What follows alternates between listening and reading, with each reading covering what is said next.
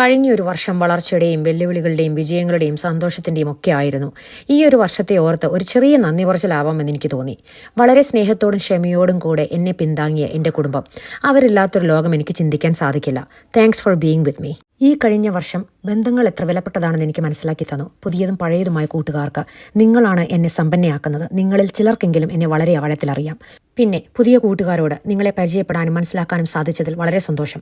ഇനിയും മുന്നോട്ടുള്ള നല്ല സമയങ്ങൾക്കായി ഞാൻ കാത്തിരിക്കുന്നു. എൻ്റെ Facebook, TikTok, Insta, YouTube, threads സപ്പോർട്ടേഴ്സിന് എന്നെ പ്രോത്സാഹിപ്പിച്ച് സ്നേഹിച്ച് തിരികെ ഒന്നും പ്രതീക്ഷിക്കാതെ കൂടെ നിന്നതിന് ഹൃദയം നിറഞ്ഞ നന്ദിയും സ്നേഹവും ഉണ്ട്.